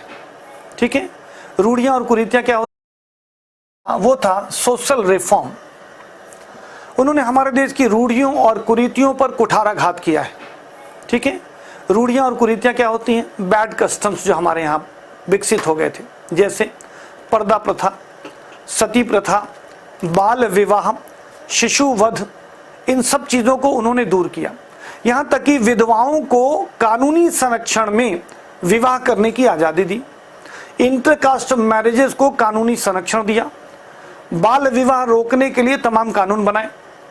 तो अंग्रेजों ने जो अच्छे काम किए इसे हम सोशल रिफॉर्म, सामाजिक सुधार कहते हैं। तो अंग्रेजों के सामाजिक सुधार भी हम यहाँ पढ़ेंगे। तो ये जो सारी चीजें हैं वो अंग्रेजों के राजनीतिक, आर्थिक, शिक्षा, पत्रकारिता और सामाजिक सुधार सब में हम इसे पढ़ाएंगे। इसका इम्पैक्ट क्या पड़ा? इसका इम्पैक्ट हमारे देश पर दो तरीके से पड़ा, पॉजिटिवली और नेगेटिवली। अंग्रेजों के इन सब कार्यों का हमारे देश पर असर ये पड़ा कि पाश्चात्य शिक्षा पद्धति से हमने पाश्चात्य जीवन दर्शन से दो चार होकर ये सीखा कि पश्चिमी दुनिया के लोग स्वतंत्रता, समानता और बंधुत्व के सिद्धांत के आधार पर लोकतंत्र और गणतंत्र जैसी राजनीतिक व्यवस्था की स्थापना कर चुके हैं। ये अंधविश्वास की जगह पर तार्किकता आधारित मानवतावादी जीवन जीते हैं। इनका दृष्टिकोण बहुत वैज्ञानिक है। इनके यहाँ पर्दा प्रथा नहीं है, सती प्रथा नहीं है, भेदभाव नहीं है, जाति व्यवस्था की समस्या नहीं है और अन्य प्रकार का छुआछूत नहीं है, जबकि हमारे देश में सब कुछ विद्यमान था। तो हमने अपनी तुलना इन यूरोपियों से की। कुछ लोगों ने इससे प्रेरित होकर और कुछ लोगों ने स्वतः प्रेरित होकर के भारतीय सामाजिक और धार्मिक व्यवस्था में विद्यमान रूढ़ियों और कुरीतियों को दूर करना शुरू कर दिया। इसे हम लोग पढ़ेंगे आधुनिक भारत में हुए धार्मिक एवं सामाजिक सुधार आंदोलन। किसने नहीं किया? गौर से सुनिएगा। हिंदुओं ने समाज और धर्म सुधार किया। ब्रह्म समाज ने क्या किया? आर्य समाज ने क्या किया? रामकृष्ण मिशन के माध्यम से कैसे देश में सुधार हुआ? थियोसॉफिकल सोसाइटी ने क्या किया? प्रार्थना समाज ने क्या किया? वेद समाज ने क्या किया? सबके बारे में पढ़ेंगे। हिंदुओं के सामाजिक और धार्मिक सुधार में किस किस संस्था और किस महत्वपूर्ण व्यक्तित्व की क्या भूमिका थी, सब यहां पढ़ेंगे।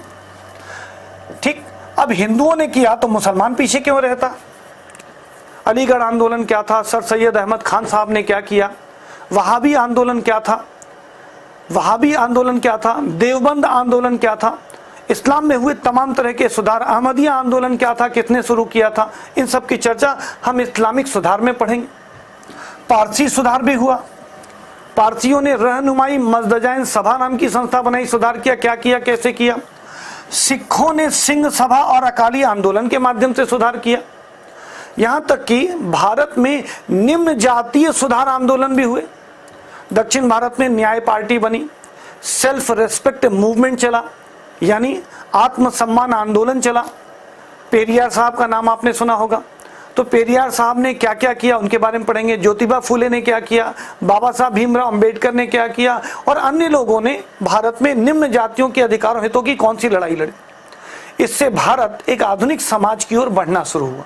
आज़ादी के बाद हमने जब संविधान बनाया तो हमने जातिगत भेदभाव, हमने जो अस्पृश्यता थी, इसके खिलाफ कठोर कानूनी प्रावधान देते हुए भारत के सभी नागरिकों को इक्वल कर दिया। ये इसी आंदोलन का परिणाम था। यहाँ पे मेंस के भी खूब क्वेश्चन मिलते हैं, और सबसे ज्यादा अगर किसी चैप्टर से सवाल आते हैं तो दो ही चैप्टर है जिसको ध्यान से आपको पढ़ना है। एक है नेशनल मूवमेंट यानी कि आजादी का आंदोलन, और दूसरा होगा सामाजिक धार्मिक सुधार आंदोलन। पूरे मॉडर्न इंडिया में इस दो चैप्टर से सबसे ज्यादा सवाल होंगे, और हम भी सबसे ज्यादा यहीं पर फोकस करेंगे। ठीक है, ये तो हमने बताया अंग्रेजों के संपर्क का ये पॉजिटिव इंपैक्ट था, लेकिन इसका एक नेगेटिव इंपैक्ट भी हमारे देश पर पड़ा।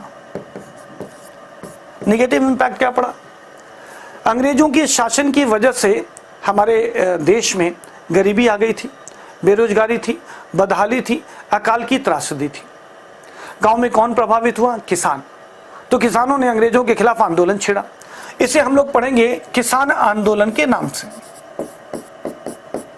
ठीक है, हम पढ़ेंगे किसान आंदोलन के नाम से।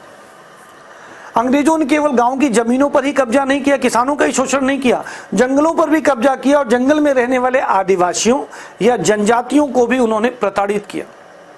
तो उन्होंने भी अंग्रेजों के खिलाफ हथियार उठा लिए। तो हम जनजातीय विद्रोह भी पढ़ेंगे। ठीक, किसान के लिए हमने आंदोलन शब्द इस्तेमाल किया, इसके लिए विद्रोह, दोनों शब्द का अंतर बताएंगे। हम स्टार्टिंग क्लास में भी बता चुके हैं कि किसे सभ्यता कहते हैं, संस्कृति क्या होती है, दोनों में अंतर क्या होता है, विरासत किसको कहते हैं, क्रांति किसको कहते हैं, आंदोलन किसको कहते हैं, विद्रोह किसे कहते हैं। जब हम क्लास स्टार्ट करेंगे, यहां आएंगे तो फिर इन शब्दों की चर्चा करेंगे। किसान आंदोलन और जनजातीय विद्रोह के साथ साथ हमारे देश में एक बड़ा आंदोलन भी हुआ जिसे 1857 के विद्रोह के नाम से जाना गया। तो अंग्रेजों के भारतीय शासन और प्रशासन के परिणाम स्वरूप जो निगेटिव इंपैक्ट हमारे देश पर पड़ रहा था, गरीबी, बेरोजगारी, बदहाली, अकाल की त्रासदी, उसके खिलाफ हमने आवाजें भी उठाई। तो हम इस आंदोलन को आवाज के रूप में पढ़ेंगे। ठीक, तो इसमें हम तीन प्रमुख विद्रोह, अब जैसे जनजातीय विद्रोह पढ़ेंगे तो यहां पर फैक्ट्स बहुत हैं, सारे फैक्ट्स चर्चा में नहीं आ पाते, कुछ एग्जाम्पल्स या सैंपल्स लेकर हम पढ़ाते हैं। तो इसके लिए आपको प्रिंटेड नोट्स पहले से भेज दिया जाता है, जो पीडीएफ फॉर्मेट में होता है, आप उसका प्रिंट आउट निकाल लेते हैं। उसमें जितने भी ऐसे महत्वपूर्ण विद्रोह हैं सबकी सूची है। विद्रोह का नाम, संबंधित वर्ष यदि स्पष्ट है तो, संबंधित नेतृत्वकर्ता यदि स्पष्ट है तो, किस अंग्रेज ने उस आंदोलन का दमन किया अगर उसका जिक्र है इतिहास में तो, किस विषय पर आंदोलन छेड़ा गया वो, ये सब विषय छोटे छोटे एक एक पैराग्राफ में हम आपको ऑलरेडी नोट्स में अवेलेबल करा देंगे। यहां तक के विषय हम लोग वहां पर पहुंच जाएंगे। कहां तक पहुंच गए? 1857 के विद्रोह पर। 1857 के विद्रोह का बहाना बनाकर अंग्रेजी सरकार ने अपने देश की एक कंपनी को कान पकड़ करके वापस बुलाया और भारत पर ब्रिटेन के राजा और रानी ने कब्जा कर लिया। उसके बाद हमारे देश के जो पढ़े लिखे लोग थे उसे उस समय बुद्धिजीवी वर्ग कहते हैं, मध्यम वर्गीय बुद्धिजीवी वर्ग। वो चूंकि पाश्चात्य शिक्षा पद्धति से पढ़कर आए थे, ब्रिटेन का कैसा शासन प्रशासन है वो जानते थे, तो बड़े खुश हुए कि चलो अभी तक कंपनी शोषण कर रही थी इसलिए हम लोग गरीब हुए, बदहाल हुए, ब्रिटेन में तो बहुत तरक्की हुई है और ब्रिटेन के अब राजा रानी जैसे ब्रिटेन संभालते हैं हमारा भी देश संभालेंगे तो हम लोग तरक्की कर जाएंगे। वो इस उम्मीद से नए सरकार का स्वागत करते हैं।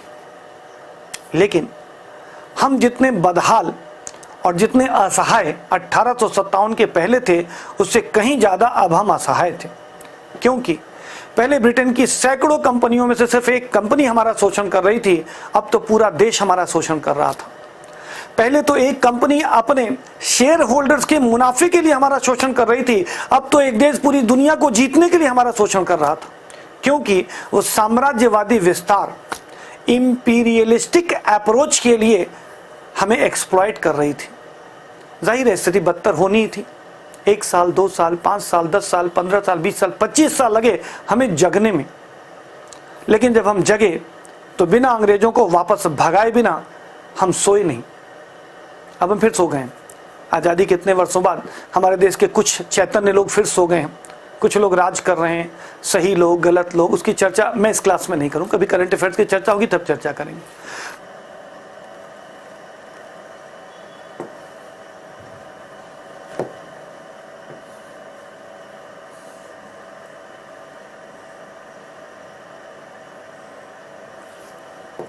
चलिए,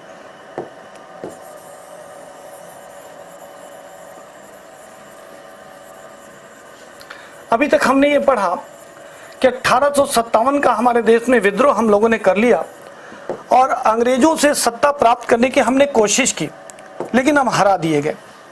और 1857 के विद्रोह के बाद हमारे देश में ब्रिटेन के राजा रानी की सत्ता स्थापित हो गई। पूरी ताकत से उन्होंने हमारा दोनों शोषण शुरू कर दिया। हमने उम्मीद की थी कि हमारी राजनीतिक व्यवस्था में सुधार होगा। ब्रिटिश गवर्नमेंट जैसे अपने यहाँ देश चलाती है, लोगों को चुनने का मौका मिलता है, वहाँ पर प्रजातंत्र यानी एक तरीके का लोकतंत्र है। हमारे यहाँ राष्ट्रपति, उनके यहाँ राजा होता था, लेकिन सरकार तो जनता ही चुनती थी। संसदीय व्यवस्था थी। तो हमने उम्मीद की कि हमारे यहाँ ऐसा कुछ होगा, लेकिन ऐसा कुछ हुआ नहीं। दिखावे के लिए बहुत कुछ किया अंग्रेजों ने, लेकिन वास्तविकता में हमें कोई राजनीतिक अधिकार मिल नहीं रहे थे। तो हमारे देश में इस विषय के लिए हमने आवाज उठाई। इसी को कहते हैं इमर्जेंस ऑफ नेशनलिज्म, यानी राष्ट्रवाद का उदय। इसको राष्ट्रवाद का उदय कहते हैं। ठीक, अब इस राष्ट्रवाद के उदय के बाद क्या हुआ, हमारे देश में राष्ट्रवादी संस्थाओं की स्थापना होनी शुरू हो गई। बंगाल में बहुत सारे नेशनलिस्ट ऑर्गेनाइजेशन इमर्ज कर जाते हैं। पंजाब में, मद्रास में, बॉम्बे में, हर प्रांत में कुछ राष्ट्रवादी संस्थाएं, नेशनलिस्ट थॉट वाले, लेकिन इन सबकी डिमांड नेशनल लेवल की नहीं थी, सब रीजनल डिमांड कर रहे थे।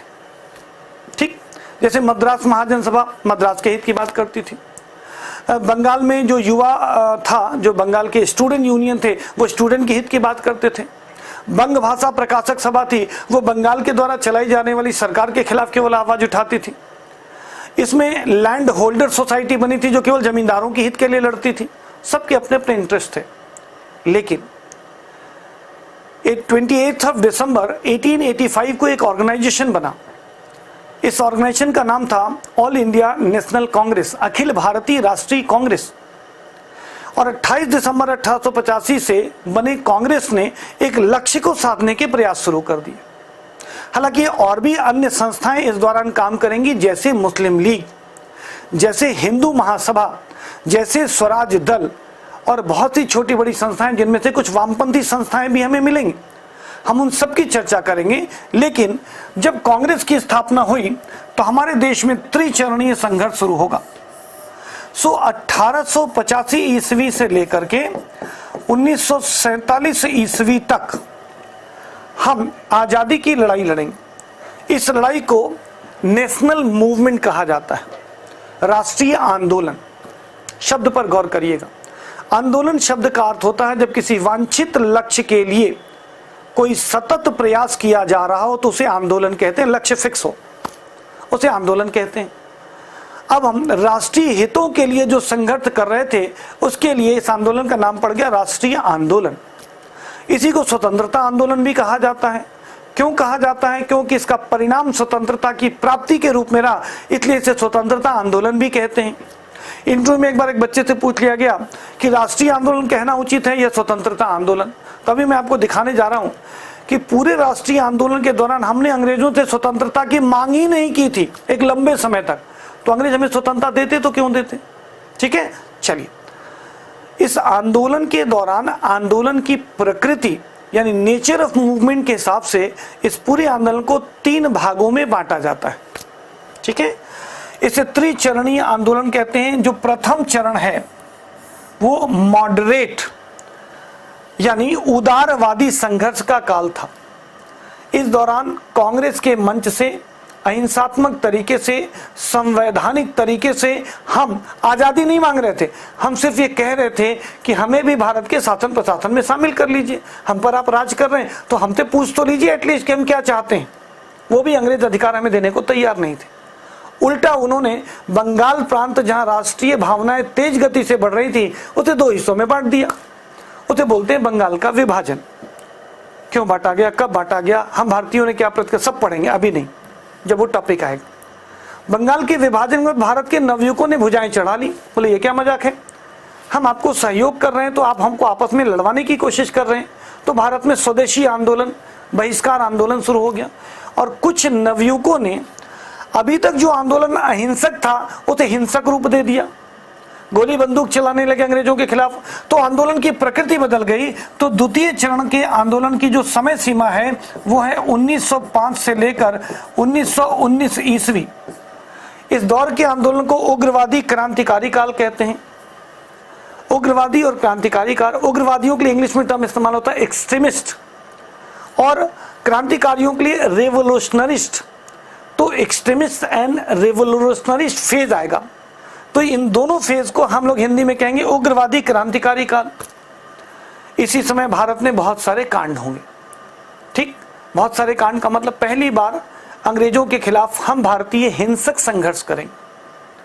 अंग्रेजों ने हिंसा का जवाब भयानक हिंसा से दिया और जालियांवाला बाग हत्याकांड तक कर डाली।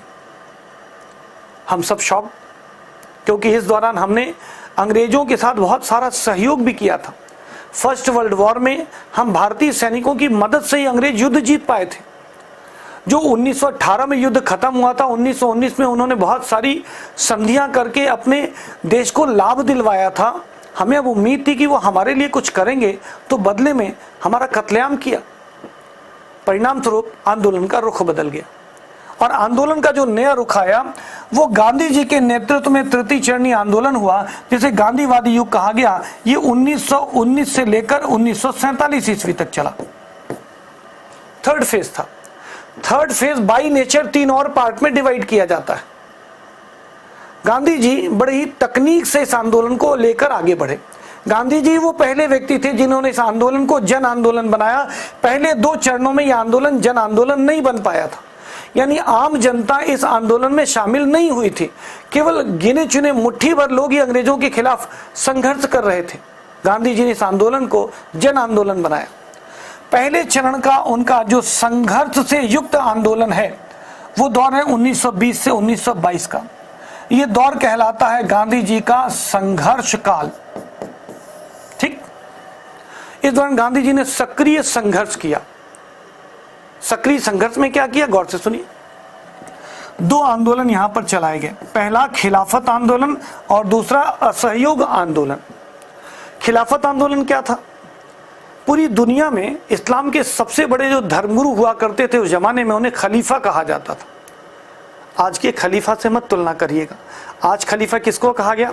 अबू बकर अल बगदादी ने अपने को स्वघोषित, सेल्फ क्लेम्ड खलीफा घोषित कर दिया। वो एक नकली खलीफा था।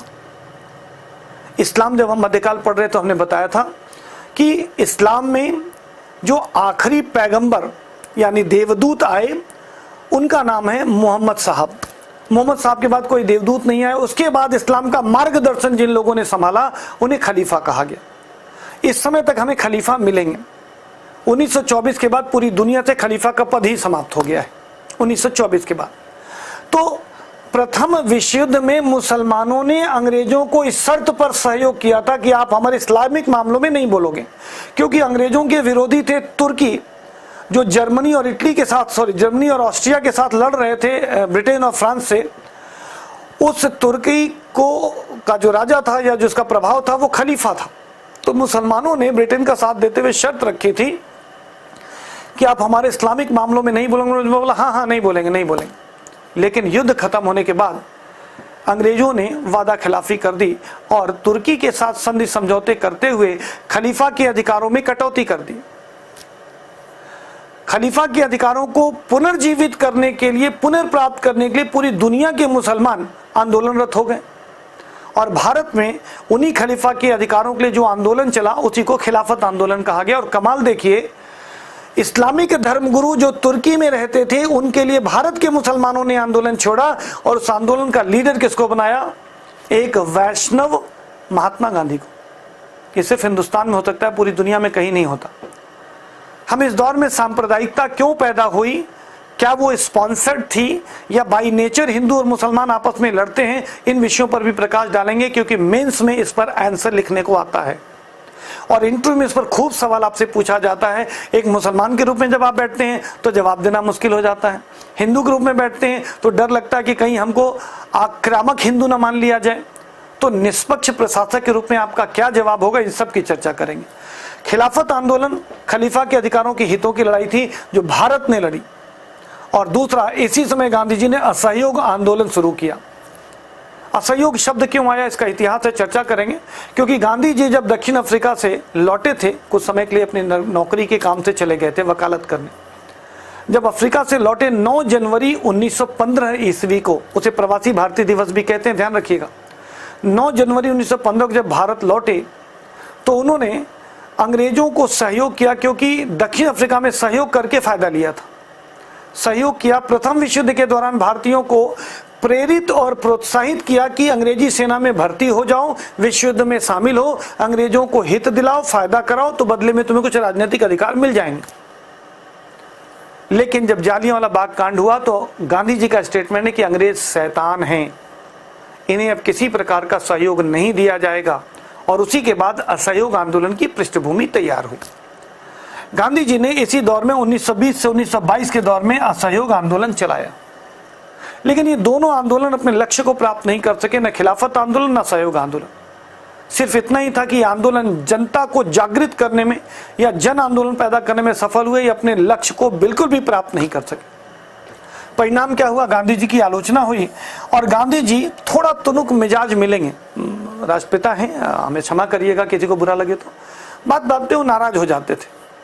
उन्होंने कहा मैं सक्रिय राजनीति से बाहर चला जाता हूं। वो रचनात्मक कार्यों में तो लगे रहे, जैसे इस दौरान उन्होंने चरखा आंदोलन चलाया, अछूतोद्धार आंदोलन चलाया और बहुत से काम किए, लेकिन सक्रिय राजनीति से दूर रहे। हालांकि इसी दौरान 1924 ईस्वी में बेलगांव अधिवेशन में कांग्रेस की अध्यक्षता की, एक बार केवल जीवन में की। सक्रिय राजनीति से दूर हुए तो परिणाम क्या हुआ, राष्ट्रीय आंदोलन बिखर गया। जैसे द्वितीय चरण में भी राष्ट्रीय आंदोलन बिखरा था। कब? 1907 ईस्वी में कांग्रेस का विभाजन हो गया था गरम दल और नरम दल के रूप में। 1906 ईस्वी में मुस्लिम लीग की स्थापना हो गई थी। 1915 ईस्वी में हिंदू महासभा की स्थापना हो गई थी और हमारा राष्ट्रीय आंदोलन बिखर गया था। अंग्रेज यही चाहते थे, डिवाइड एंड रूल, सब चर्चा करेंगे द्वितीय चरनी आंदोलन के दौरान। जब गांधी जी सक्रिय राजनीति से विश्राम लेते हैं तो फिर से राष्ट्रीय आंदोलन बिखर गया। उग्रवादी क्रांतिकारी विचारधारा के लोग दोबारा सक्रिय हो गए। याद होगा, काकोरी कांड इसी समय हुआ, सांडर्स हत्याकांड इसी समय हुआ, संसद बम कांड इसी समय हुआ, चटगांव आर्मरी रेड यानी चटगांव शस्त्रागार लूट की घटना इसी समय हुई। चंद्रशेखर आजाद का नाम आपने सुना होगा, इसी समय में है। भगत सिंह का नाम सुना होगा, इसी समय होंगे। या अशफाक उल्लाह खां या अन्य लोगों के नाम सुना होगा, सूर्यसेन का नाम सुना होगा, सब इसी समय है। तो इस समय आंदोलन एक तरफ तो पुनः उग्रवादी रास्ते पर बढ़ चला। गांधी जी की सक्रियता न होने के कारण कांग्रेस के अंदर से एक धड़ा, एक गुट बाहर निकला। उसने एक नई राजनीतिक पार्टी बनाई और उसका नाम मिलता है स्वराज दल। संस्थापक थे मोतीलाल नेहरू, पंडित जवाहरलाल नेहरू के पिताजी। स्वराज दल अपनी भूमिका निभाने लगा। मुस्लिम लीग फिर से सक्रिय हो गई, क्योंकि मुस्लिम लीग का नेतृत्व इस समय संभाला मोहम्मद अली जिन्ना ने, जो पहले कांग्रेसी थे। वही मोहम्मद अली जिन्ना, गांधी जी और मोहम्मद अली जिन्ना के एक ही गुरु थे, एक ही राजनीतिक गुरु थे, गोपाल कृष्ण गोखले साहब। सबकी चर्चा करेंगे। पहले स्वयं मोहम्मद अली जिन्ना साहब कांग्रेस के सदस्य थे, असहयोग आंदोलन के समय अलग हो गए और अब उन्होंने मुस्लिम लीग को वो धार दी जो अभी तक मुस्लिम लीग के पास नहीं थी। 1924 ईस्वी से लेकर के 1947 ईस्वी तक सिर्फ और सिर्फ मोहम्मद अली जिन्ना का ही मुस्लिम लीग पर प्रभाव रहा और एक सूत्री कार्यक्रम उन्होंने अंततः भारत को विभाजित कर पाकिस्तान नाम के देश के निर्माण में महत्वपूर्ण भूमिका निभाई। पाकिस्तान शब्द पहली बार किसने दिया? पाकिस्तान शब्द में, पाकिस्तान शब्द में अलग अलग टर्म का मतलब क्या, सब पढ़ाएंगे, ठीक ना। समय कम है इसलिए लिंकअप कर दूं। इस दौरान वामपंथी भी भारत में आ गए। अब वामपंथी कहते किसको है? समाजवाद क्या है, समाजवाद शब्द पहली बार किसने दिया? साम्यवाद क्या है, ये शब्द पहली बार किसने दिया? भारत में पहला साम्यवादी संगठन कब बना? किस शहर में पहला अधिवेशन हुआ? और ध्यान से सुनिए, पहली बार अंग्रेजों को भारत से भगाने का लक्ष्य किसी ने रखा तो न तो कांग्रेस ने, न मुस्लिम लीग ने, न स्वराज दल ने, न उग्रवादियों और क्रांतिकारियों ने, एक संस्था ने रखा, वो थे वामपंथी। 1925 ईस्वी के अधिवेशन में अंग्रेजों को भगाकर देश को आजाद करने का लक्ष्य इन्होंने ही रखा। तब जाकर के कांग्रेस की नींद खुली और कांग्रेस ने 1929 में पूर्ण स्वतंत्रता की मांग की।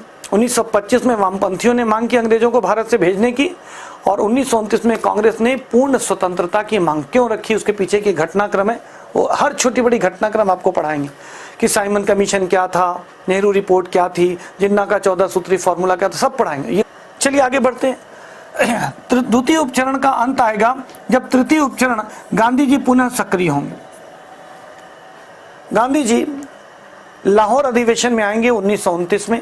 1930 ईस्वी से सविनय अवज्ञा आंदोलन शुरू करेंगे। इस दौरान अंग्रेज भारतीय राजनीतिक दलों को कांग्रेस के मुंह से बाहर निकालने के लिए 3 गोलमेज सम्मेलन का आयोजन कराएगा। गांधी इरविन समझौता होगा, कांग्रेस भी द्वितीय सम्मेलन में जाएगी और आंदोलन अपने चरम की ओर बढ़ेगा। इस दौरान अंग्रेज एक कानून बना देंगे 1935 का एक्ट, और उस 1935 एक्ट के आधार पर हमारा देश शासन करने लगेगा। चुनाव होगा, भारतीयों को प्रांतीय स्तर पर पूर्ण स्वायत्तता मिलेगी और 47 तक हमारा काम शुरू होगा यहीं से।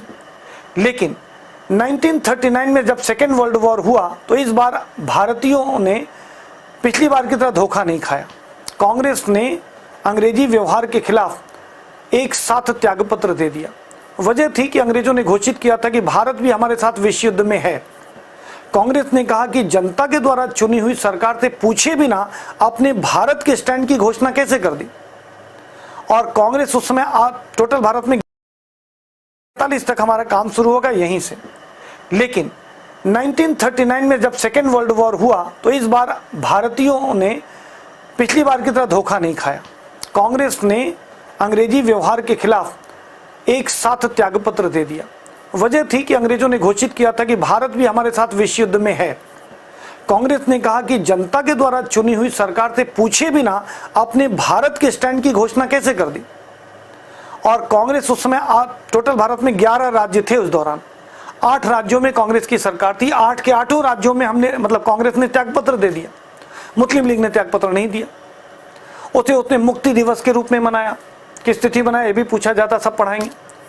और जब द्वितीय विश्व युद्ध शुरू हुआ तो अंग्रेजों के हाथ पैर कांपने लगे, क्योंकि अगर कांग्रेस का सहयोग नहीं मिलता तो भारत के लोग अंग्रेजी सेना में भर्ती नहीं होते, क्योंकि अंग्रेजों के पास हथियार तो बहुत थे लेकिन सीने पर गोली खाने वाले लोग और दूसरों का सीना चीथड़े कर देने वाले लोग उनके पास नहीं थे। मुट्ठी भर की तो जनसंख्या थी, उत्तर प्रदेश से तो बड़ी जनसंख्या ब्रिटेन की है भी नहीं। इस हिसाब से उन्हें भारतीय लोगों की जरूरत थी और कांग्रेस थी कि मान नहीं रही थी, तो वो हमें पुचकारना शुरू करते हैं। 1940 में अगस्त प्रस्ताव लाते हैं, हम नहीं मानते हैं तो क्रिप्स मिशन भेजा जाता है, हम नहीं मानते हैं तो फिर वेवेल प्लान, शिमला समझौता, तमाम तरह की गतिविधियां शुरू होती है। इस दौरान युद्ध अपने खतरनाक मोड़ पे बढ़ता जाता है। तब कांग्रेस ने एक बड़ा आंदोलन छोड़ा जिसे हम लोग क्विट इंडिया मूवमेंट कहेंगे, भारत छोड़ो आंदोलन। धीरे धीरे अब द्वितीय विश्व युद्ध अपने चरम पर बढ़ने लगेगा तो आजाद हिंद फौज का नेतृत्व करेंगे सुभाष चंद्र बोस। अंग्रेजों को नाको चने चबवाना शुरू करेंगे। तब अंग्रेज जब जीतने लगते हैं तो समझौतावादी रुख में आते हैं। ये इतिहास में रिसर्च का सब्जेक्ट है, उसका वजह भी बताएंगे। और अंततः जब ब्रिटेन युद्ध जीत गया, ब्रिटेन में नए चुनाव हुए, चर्चिल की जगह पर जब एटली साहब नए प्रधानमंत्री बने तो उन्होंने भारत में होने वाली घटनाओं को देखते हुए कुछ परिवर्तन की घोषणा कर दी। कैबिनेट मिशन हमारे देश में आया, हमारे देश में नौसेना विद्रोह हुए, जिस सेना के सारे अंग्रेज हम पर राज कर रहे थे उन्होंने भी विद्रोह कर दिया था। उद्देश्य था खराब खाना, खराब वर्दी, प्रमोशन ना होना। राष्ट्रीयता के नाम पे विद्रोह नहीं हुआ था, ये कंफ्यूजन नहीं रखेंगे, हम पढ़ाएंगे तो और स्पष्ट कर देंगे। अंततः प्रधानमंत्री एटली ने घोषित कर दिया कि हम अगस्त 1948 ईस्वी तक भारत को आजाद कर देंगे, और उन्होंने आखिरी गवर्नर जनरल के रूप में लॉर्ड माउंटबेटन को भेजा और उससे सलाह दी कि आप कांग्रेस और मुस्लिम लीग सिर्फ 2 राजनीतिक दलों से बात करें और राजनीतिक सत्ता भारतीयों को देकर बोरिया बिस्तर समेटकर वापस आ जाए। लॉर्ड माउंटबेटन ने कांग्रेस और मुस्लिम लीग से बात की और अंततः 3 जून 1947 को एक प्रपोजल प्रस्तुत किया, जिसे 3 जून योजना या 3 जून प्लान या माउंटबेटन प्लान कहा जाता है। इसमें तय हुआ कि भारत का एक हिस्सा काटकर अलग किया जाएगा जो पश्चिमी और पूर्वी क्षेत्र में होगा। मुस्लिम बाहुल्य क्षेत्रों को इसे पाकिस्तान नाम दिया जाएगा और बाकी हिस्से को इंडिया यानी भारत कहा जाएगा। हमारे यहाँ बड़ा द्वंद्व मचा। गांधी जी ने कहा कि हमारे लाश के ऊपर से गुजरोगे तभी तुम्हें विभाजन मिलेगा, इत्यादि इत्यादि। लेकिन इन सब के बावजूद अंततः कांग्रेस ने इसे स्वीकार कर लिया। मुस्लिम लीग तो पहले से ही एक अलग देश की मांग कर रही थी, तो स्वीकार किए बैठे थी, क्योंकि पिछले तमाम मीटिंगों में मुस्लिम लीग ने इसलिए एक्सेप्ट करने से इनकार कर दिया था अंग्रेजों का प्रपोजल, चाहे वो क्रिस्प प्रपोजल हो, अगस्त प्रस्ताव हो या कैबिनेट मिशन प्लान हो, कि उसमें उसकी अलग देश की मांग नहीं मानी गई थी। इस तरह 3 जून 1947 को हम भारतीयों ने भारी मन से ही सही स्वीकार कर लिया कि भारत का विभाजन कर दिया जाए, मुस्लिम बाहुल्य एक देश बन जाएगा और राष्ट्र भारत बन जाएगा। इसके लिए जुलाई 1947 ईस्वी में अंततः एक विधेयक आया और वो एक एक्ट में परिवर्तित हुआ। विधेयक कहते हैं वह प्रस्ताव जो सदन के पटल पर रखा जाता है, वो विधेयक होता है, और जब वो कानून का रूप ले लेता है, यानी संसद में जब वो पारित हो जाता है, तो वो एक्ट या अधिनियम कहलाता है। भारतीय स्वतंत्रता विधेयक आया 14 जुलाई को। 18 जुलाई को भारतीय स्वतंत्रता विधेयक अधिनियम में परिवर्तित हो गया, जिसमें तय हुआ कि 15 अगस्त 1947 को हमारे देश के 2 टुकड़े हो जाएंगे और इस प्रकार हमें मिलेगी विभाजित स्वतंत्रता। ये देखिए यहाँ लिखा गया 15 अगस्त 1947 को हमें मिलेगी विभाजित स्वतंत्रता। इतना हिस्सा हम यहाँ तक मॉडर्न इंडिया में पढ़ेंगे। इसके बाद जब हम आज़ाद हुए तो गरीबी, बेरोजगारी, बदहाली, अशिक्षा, गैर तकनीकी देश का तमगा हमारे पास था। वहाँ से लेकर आज हम जो सफ़र तय कर चुके हैं इन 70-75 सालों में, वो हमने कैसे सफ़र तय किया, इसे पढ़ा जाता है स्वातंत्र्योत्तर युग में। वह देश जिसके पास तकनीक नहीं थी, आज दुनिया में कुछ सर्वोच्च तकनीक सिर्फ भारत के पास है। पूरी दुनिया में भारत ने परचम लहराया कि मंगल नाम के ग्रह पर पहले ही एफर्ट में पहुंचने का रिकॉर्ड आप भारतीयों के पास है। सेम टाइम अमेरिका 5000 करोड़ रुपए खर्च करके पहुंचता है, हम सिर्फ 500 करोड़ खर्च करके पहुंच जाते हैं। हमने शॉर्टकट रूट अपनाया, नई खोज की, पूरी दुनिया में इस रूट से कोई नहीं गया। जिस भयानक और बड़े किस्म के रॉकेट की जरूरत होती है, हमने बहुत सिंपल रॉकेट से वहां तक पहुंचने का सफर तय किया, हमारा रिकॉर्ड। अच्छा, हम भारतीयों की आदत है, आपने देखा होगा अपने मोहल्ले में, लोकल में, कि ऑटो वाला या टैक्सी वाला जब चलता है तो क्या होता है, वो ओवरलोडिंग कर लेता है और ड्राइवर अपनी सीट पे बैठा रहेगा और थोड़ा खिसक जाएगा, बोले बाबूजी तुम इधर बैठ जाओ, बाबूजी तुम इधर बैठ जाओ। ये देखा है आपने? हमारे साइंटिस्टों के दिमाग में आइडिया है कि हर रॉकेट में केवल एक सैटेलाइट क्यों भेजा जाए। एक रॉकेट एक सैटेलाइट का कॉन्सेप्ट हुआ करता है पूरी दुनिया में। भारत ने 100 से अधिक सैटेलाइट भेजने का विश्व रिकॉर्ड कायम किया है।